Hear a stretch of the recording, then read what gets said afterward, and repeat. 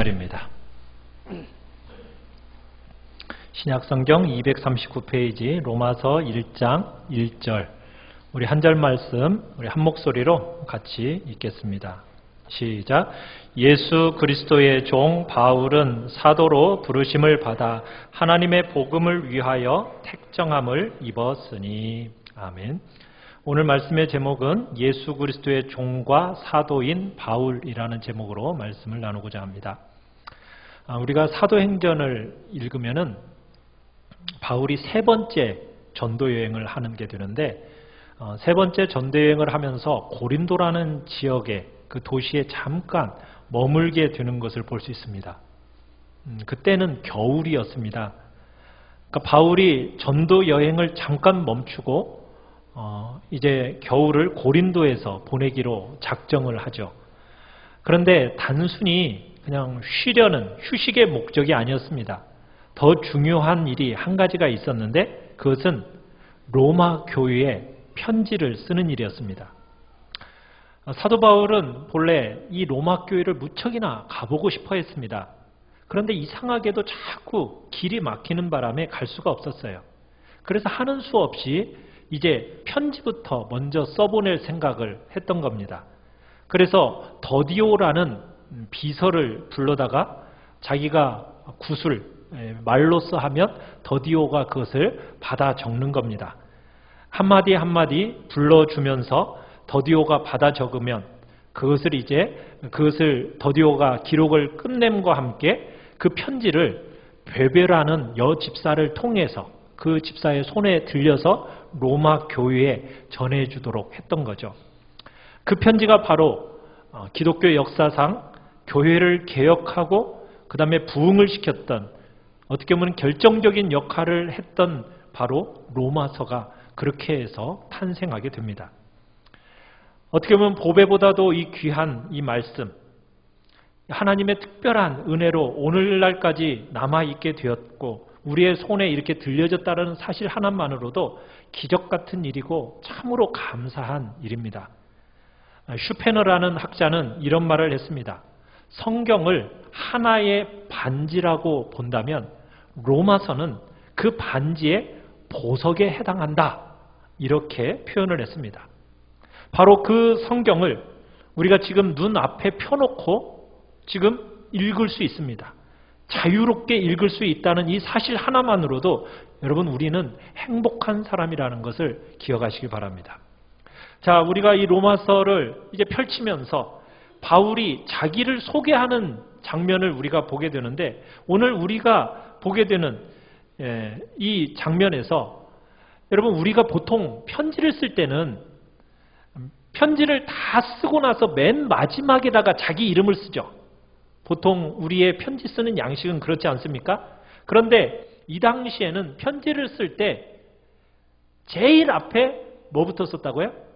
자기 먼저 소개하는 인사, 자기를 먼저 소개하는 일로 시작을 합니다. 지금 편지를 쓰고 있는 대상은 누구냐면 자기와 한 번도 얼굴을 마주한 적이 없었던 로마 교인들이 대부분입니다.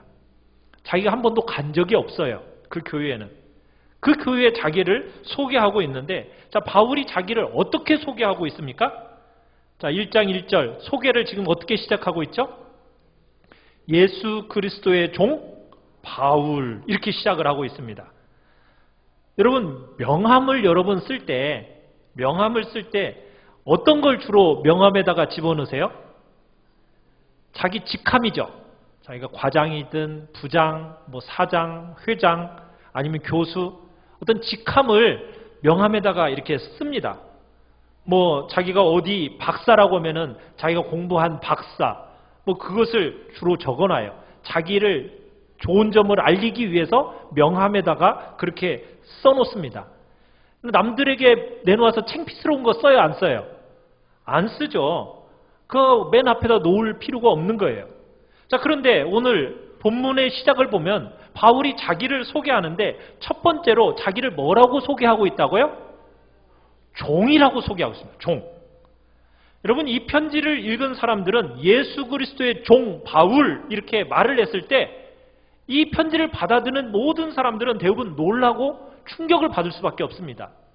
왜냐하면 우리말 성경에는 종이라고 번역이 되어져 있으니까 그 의미가 좀 강하게 강도 있게 전달이 별로 안 되는데, 이 종이라는 단어는 헬라어로 둘로스라는 단어입니다. 뭐라고요? 둘로스. 이 둘로스라는 단어를 그대로 번역하면은 노예라고 해야 합니다. 뭐 지금은 노예가 없으니까 뭐 노예가 얼마나 천한 신분인지 우리가 뭐 그렇게 감이 잘 안 옵니다. 실감할 수가 없어요. 그런데 이 당시 로마 세계 속에서는 노예들이 참 많았습니다. 로마가 전쟁을 하면서 헬라 지역, 마케도니아 지역, 터키 지역, 팔레스틴 지역, 또 북아프리카 지역 이런 쪽으로 세력을 확대해 가면서 전쟁을 하게 되고, 그 전쟁을 통해서 사람들을 잡아다가 노예로 삼았거든요. 포로로 잡혔던 사람들을, 또 몸이 좋은 사람들을 노예로 삼았다고요. 그런데 이 당시에 로마 시내에만 노예가 전체 인구의 3분의 1이었다고 합니다.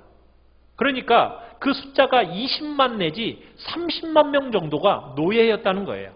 마치 오늘날의 공장의 기계와 다를 바가 없는 존재들이 바로 이 노예입니다. 사람이 아니라 일종의 그냥 생산수단이었던 거예요. 그래서 이런 말이 있었어요. 노예와 당나귀는 똑같은데 노예는 말을 할 줄 알고 당나귀는 말을 하지 못한다. 이런 말이 있을 정도로 노예는 사람 대접을 못 받았습니다. 사람을 파고 사는 그런 노예 시장이 있어서 이 노예는 물건 취급을 받았어요. 그래서 당시 노예 시장에 가보면은 사람들 반나체로 쫙 세워놓고서는 흥정을 하는 거예요. 마음에 드는 사람과 흥정을 해서 자기 집에 그 노예를 데리고 가는 겁니다. 그렇게 해서 이제 노예로 온 사람의 귓불에다가 구멍을 뚫어요. 그리고 귓불에다가 뚫려진 그 구멍에다가 귀걸이를 달아줍니다. 근데 그 귀걸이에다가 이름을 써요. 누구의 이름을 썼을까요? 주인의 이름을 써요. 그래서 그 사람의 소유가 되어버리는 겁니다. 이 당시에는 엄격한 계급사회였기 때문에 종이라는 것도요, 신분이 다양했어요. 종들 가운데서도 좀 괜찮은 종, 가정일을 맡아서 하는 종들이 있고요. 또 아주 교육을 좀 많이 받은 종들은 교육 수준이 있어서 주인의 아들을 가르치는 가정교사로서의 종도 있었습니다. 자, 오늘 본문에 나오는 이 종은 뭐라고요? 둘로스라고 그랬습니다. 둘로스. 여러분, 이 둘로스는 어떤 종에서도 어떤 부분이었을까요? 가장 밑바닥입니다. 가장 허드렛 일에 제일 말단, 천한 종을 가리켜서 둘로스라고 얘기했습니다. 자, 노예. 여러분, 노예란 게 뭐예요? 주인의 절대 소유입니다. 노예에게 자기 이름이 있을까요, 없을까요?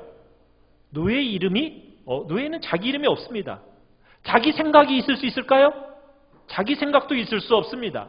자기의 의지, 자기의 꿈, 자기의 계획, 이런 거 전혀 상상조차 할 수가 없는 거예요. 그냥 단지 말할 줄 아는 짐승입니다. 말할 줄 아는 짐승으로 그저 주인을 위해서 봉사하고 농사짓고 심부름하고 그런 도구에 지나지 않았다고요. 주인이 시키는 일은 무엇이든지 거부하지 않고 전부 해야만 하는 것이 둘로스, 노예입니다. 자, 이런 상황 가운데서 지금 바울이 한 번도 대면해보고 있지 않은 로마 교인들에게 자기를 뭐로 소개하고 있다고요? 예수 그리스도의 노예, 종, 둘로스, 이렇게 소개하면서 편지를 쓰고 있다는 겁니다. 이건 놀라운 일이라는 거예요. 노예라는 말, 여러분, 명함의 맨 앞에 놓고 싶은 그런 단어입니까? 아니죠. 그렇게 자랑스러운 게 아니지 않습니까? 그러면 바울이 내놓을 게 이렇게 없을 수 있었을까요? 원래 바울이 자랑할 게 있습니까, 없습니까? 바울은 자랑할 게 많았던 사람이에요. 왜요? 요즘으로 말하자면 여러분, 미국 하버드 법대 수석으로 졸업한 사람이 바로 이 사도 바울입니다. 여러분, 그 당시 최고 학부라고 하는 가말리엘의 특대생이었다고요. 가문으로 따져도 전혀 정말 내놓을 것이 많은 사람이었어요. 당시 소속된 당파가 어디 당파입니까? 바리새파예요. 바리새파 중에 바리새인이었습니다. 거기다가 로마 시민권도 가진 당당한 로마 시민이었어요. 어디로 보아도 여러분 내놓을 것이 많았습니다. 자랑할 것이 많았습니다. 굉장한 인물입니다. 바울이 그 모든 인간적인 자랑을 다 제쳐놓고 지금 자기를 뭐라고 소개하고 있다고요? 예수 그리스도의 노예, 이렇게 소개하고 있다는 겁니다. 그리고 예수 그리스도의 둘로스, 노예라고 소개하고 있는 이것을 자랑스러워했다라는 겁니다. 여러분, 예수 그리스도의 노예라고 말할 때 이 노예라는 말에는 뭐가 들어있습니까? 나는 전적으로 예수 그리스도께 속해 있어서 내 권리는 아무것도 없습니다. 나를 처음 보신 분이 대부분이실 텐데 나를 예수 그리스도의 노예로 기억해 주시기를 바랍니다. 나는 예수와의 관계 속에서 생각할 때 내 안에 아무런 권리도 없는 사람입니다. 나는 노예이고 노예 중에서 최말단의 노예입니다. 그래서 아무것도 그분을 향해서 요구할 것이 없는, 아무것도 주장할 것이 없는 그런 존재입니다. 처음부터 끝까지 그분이 원하시는 것이라면 저는 한마디도 토달지 않고 온전히 순종하는 노예입니다. 여러분, 이렇게 지금 바울은 자기를 소개하고 있다는 거예요. 지금 바울은 처음 보는 교우들에게 그냥 자기를 겸손하게 말하기 위해서, 소개하기 위해서 지금 이렇게 말하는 걸까요? 그거 아닙니다. 왜 그러냐면 지금 바울은 자기가 죽을 때까지 잊지 않았던 게 있어요. 뭘 잊지 않았냐면 자기는 교회를 핍박하던 자였다라는 사실이에요. 바울은 자기가 하나님의 신실한 사람인 누구를 죽였습니까? 스데반을 죽일 때 가편투표를 했던 사람이 자기였다고요. 생사를 결정할 수 있는 책임 있는 자리에 있을 때 죽여라! 라고 결정했던 사람이 바로 자신이었다라고 이야기합니다. 그리고 자기가 직접 수많은 성도들을 핍박하고 가두고 죽였던 자리에 있었던 자가 자신이었다라는 것을 사도 바울은 항상 염두에 두고 살았어요.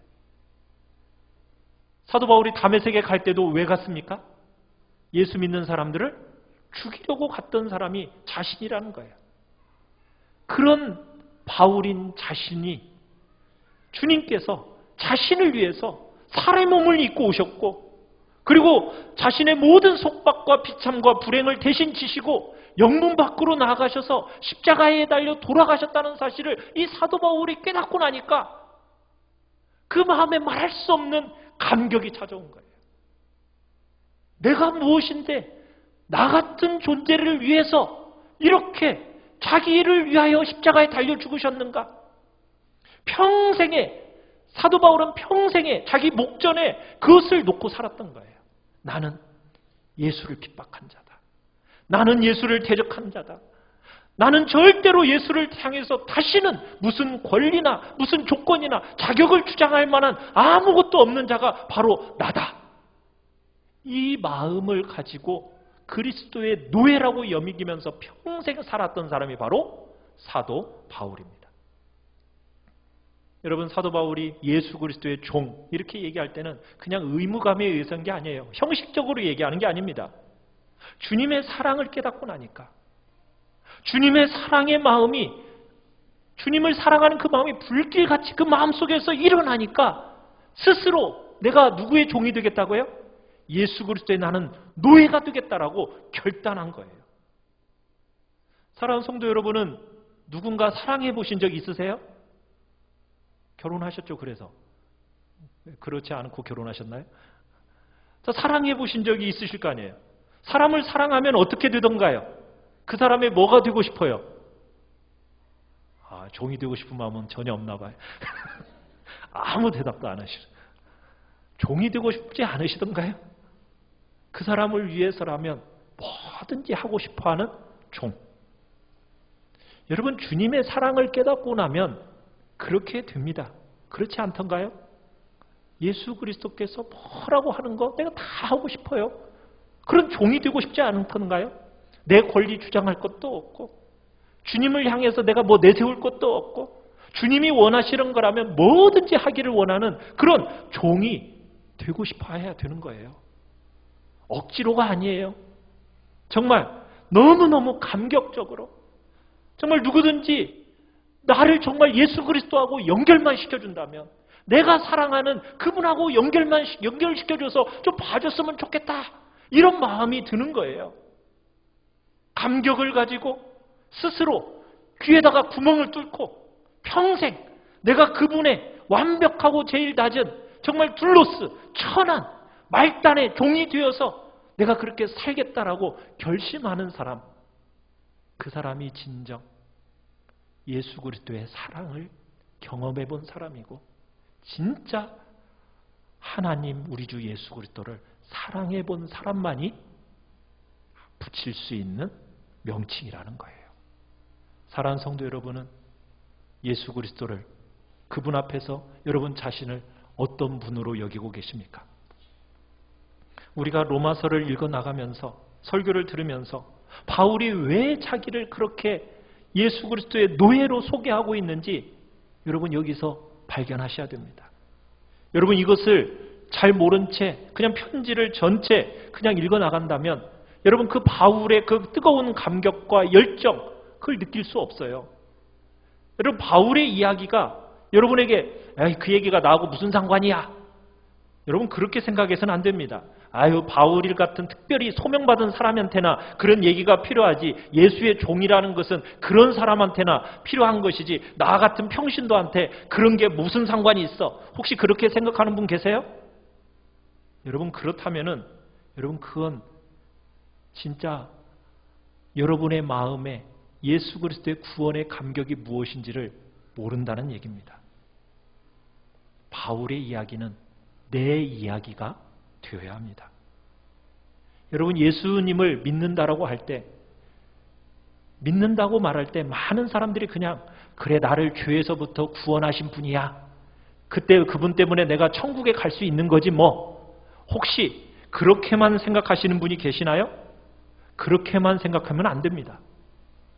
여러분 예수님을 믿는다라고 할 때는 나를 향한 구원자이실 뿐만 아니라 그분은 나의 또 뭐가 되신다는 것을 고백해야 됩니까? 주인이 되신다는 것을 고백하셔야 됩니다.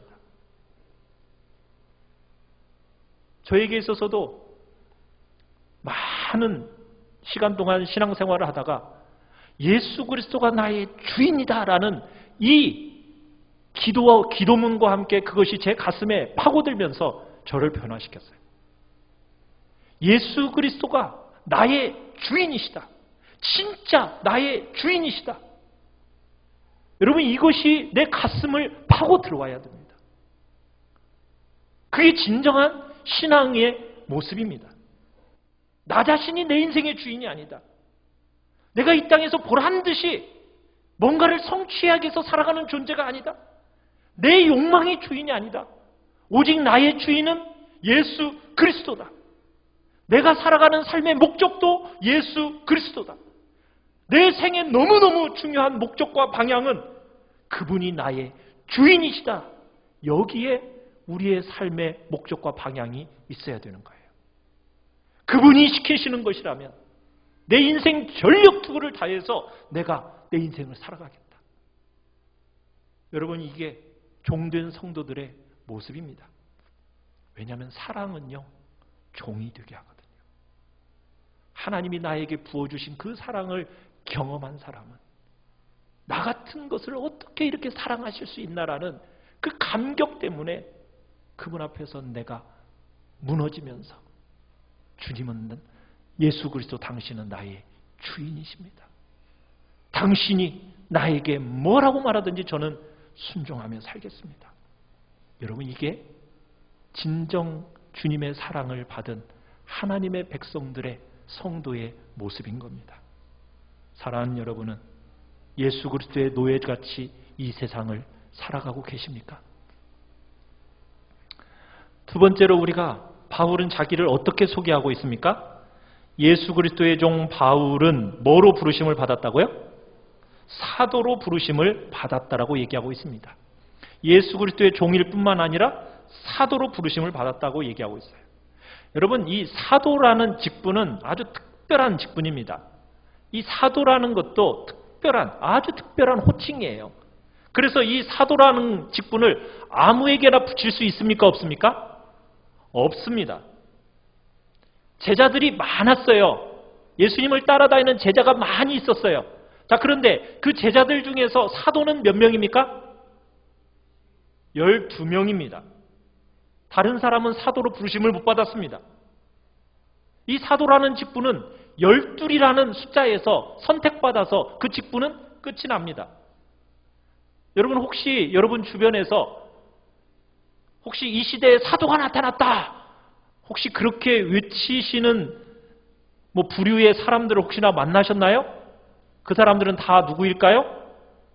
이단입니다. 사도라고 명칭을 사용하는 그런 부류의 사람들은 다 이단들입니다.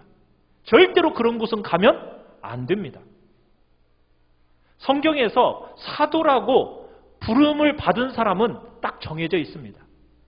사도로 구비되는 특성이 있고 구비 조건이 있어요. 아무나 사도가 되는 게 아니에요. 어떤 사람을 사도라고 부름을 받냐면, 첫 번째는 부활하신 주님을 육체적인 눈으로 직접 본 사람들만 사도입니다. 그리고 주님께서 특별히 사도로 부르심을 받은 사람들만 사도입니다. 그리고 하나님 주님께서는 사도로 직분을 감당하도록 하기 위해서 그 사람들에게만 특별하게 성령의 기름 부으심을 주셨어요. 그래서 그들로 하여금 이적을 행할 수 있는 권위와 사명을 주셨고요. 그 사명을 감당할 수 있는 능력을 행하도록 그들에게 하나님께서 특별한 성령의 부으심을 주셨어요. 그리고 이 사도들에 의해서 성령이 내려지기도 했습니다. 그리고 예수님께서는 이 사도들에게 성경을 기록하도록 하셨고요. 성경을 분별하고 진리를 바르게 세우는 독특한 역할을 이 사도들에게 주셨던 거예요.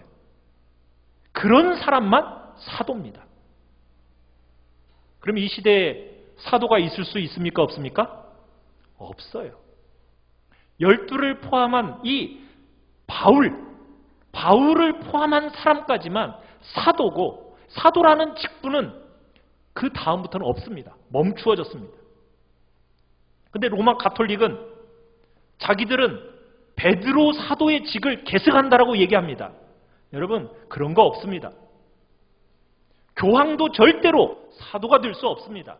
사도의 후예가 될 수 없습니다. 사도는 며칠로 끝났다고요? 12로 끝났습니다. 사도라는 직분 자체는 사라졌어요. 그렇지만 사도라는 이름이 가지고 있는 의미, 그것은 여러분과 저에게 여전히 남아 있습니다. 여러분, 사도라는 말이 무슨 뜻인지 아십니까? 사도. 문자 그대로 번역하면 보내심을 받았다라는 뜻이에요. 보내심을 받았다. 자, 무슨 뜻이라고요? 네, 사도는 보내심을 받았다라는 뜻이에요. 어떤 분을 대신해 가지고 그분이 맡기신 사명을 위해서 보내심을 받은 사람을 사도라고 합니다. 그러면 여러분이 그 사명을 감당할 때 여러분을 보내신 그분의 이름과 그분의 명예와 지위와 신분과 영광과 존귀를 그대로 가지고 여러분이 그 일을 하게 되는 거예요.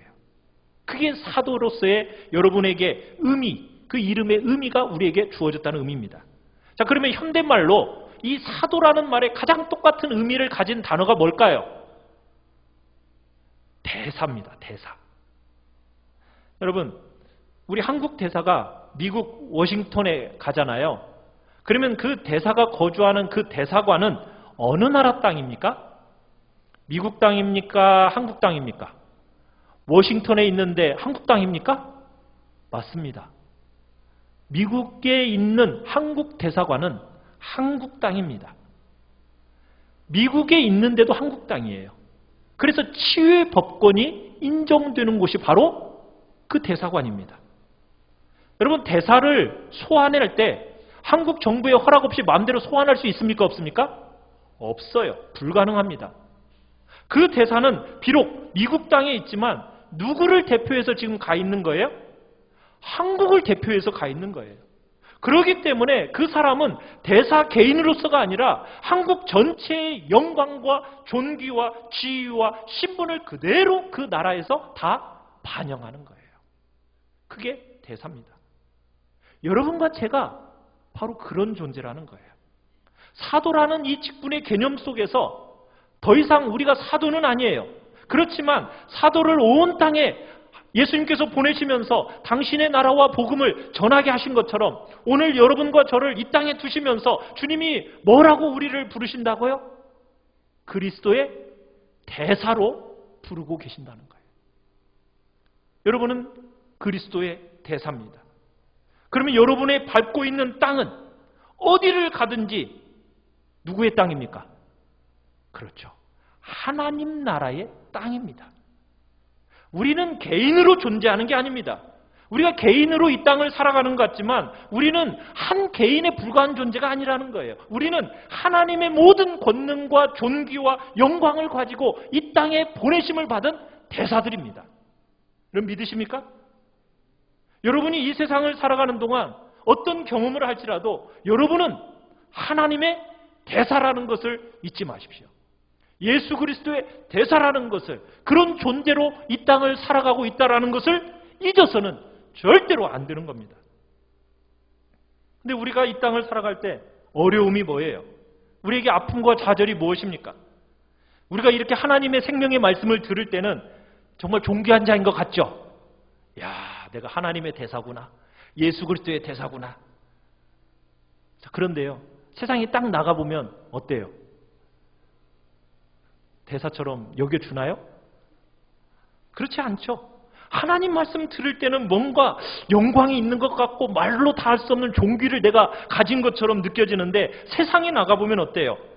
이 땅을 살아가면서 하나님이 집에서 경험하는 것과는 얼마나 다른 경험을 세상 가운데서는 합니까? 그죠? 우리를 대사같이 안 여겨주잖아요. 그죠? 하나님은 임명해 주셨는데 우리는 아무도, 세상 사람들이 아무도 안 알아줘요. 하나님 나라에서는 정말 우리는 끝내주는 존재들이잖아요. 그런데 딱 세상에 나가보면 우리는 어때요? 너무나 실패자 같고 만물의 찌꺼기 같고 뭐 세상이 막 쟤는 잣대로 보면은 막 돈, 지위, 신분 막 이런 것으로 막 재보면은 내가 어때요? 우리의 모습은 저 밑바닥에 있는 것 같고 이러다 보니까는 어떤 생각이 듭니까? 내가 이거 가는 길 제대로 가고 있는 건가? 정말 내가 가는 게 이거 맞는 길인가? 때로는 좌절이 들기도 합니다. 그래서 어떤 사람은 하나님 나라의 대사라는 이 신분, 영광, 존귀 이거 다 뒤로 하고 그저 그냥 세상 살아가는 데에만 정신없는 것을 보게 됩니다. 이 땅에서 세상의 방법으로 뭔가 표가 나도록 내가 가져야 된다라는 어떤 생각만을 가지고 거기에다가 자신의 모든 삶을 이 세상에다가 쏟아붓고 있는 그리스도인들이 너무 많다라는 겁니다. 사랑하는 성도 여러분, 우리는 어떤 사람이라고요? 하나님의 대사입니다. 예수 그리스도의 대사입니다. 여러분이 외국에 나와서 지금 살고 있는 거예요. 여러분이 말하면은 제대로 알아들어요? 못 알아들어요?